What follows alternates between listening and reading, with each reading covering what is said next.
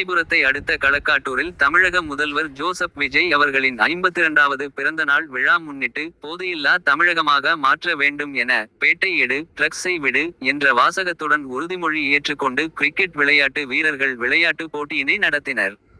இந்த விழிப்புணர்வு விளையாட்டு போட்டி 16 போட்டிகளாக நடத்தப்படும் எனவும் 10க்கும் மேற்பட்ட கிராமப்புறங்களில் இருந்து விளையாட்டு வீரர்கள் இதில் பங்கு பெற்றுள்ளனர் எனவும் போட்டியின் முடிவில் வெற்றி பெற்ற போட்டியாளர்களுக்கு பரிசுக்கோப்பையும் ஊக்கத் தொகையும் பாராட்டு சான்றிதழும் வழங்கப்படும் என காஞ்சிபுரம் தெற்கு ஒன்றிய கழக செயலாளர் மாகரல் வினோத் தெரிவித்துள்ளார்.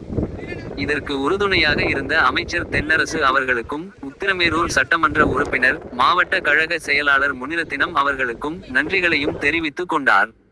இதில் தமிழக வெற்றி கழகத்தின் நிர்வாகிகள் மற்றும் போட்டியாளர்கள் என பெருந்திரளாக கலந்து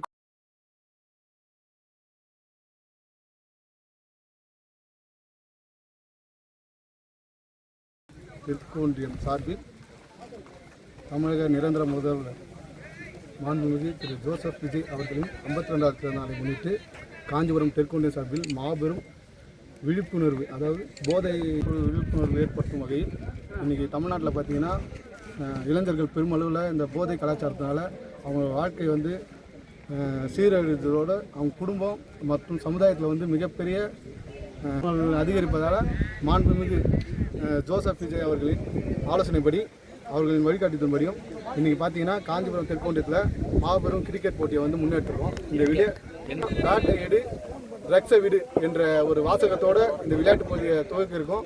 இந்த விளையாட்டு போட்டிக்கு இவ்வளோ ஆர்வமாக நிர்வாகிகள் மற்றும் வீரர்கள் ஒத்துழைப்பு கொடுத்தது எங்களுக்கு மிகவும் மகிழ்ச்சியாக இருக்குது. மற்றும் இந்த போட்டியை வரும் காலங்களில் மிகப்பெரிய அளவில் கொண்டு போய் மக்கள்கிட்ட சேர்த்து போதையில்லா தமிழ்நாட்டை தலைவர் வழியில் உருவாக்குன்றத லட்சியமாக எடுத்துக்கிறோம். எல்லாருமே குறை சொல்லுவாங்க. பேட்டை எடு ட்ரக்ஸை விடு, பேட்டை எடு ட்ரக்ஸை விடு.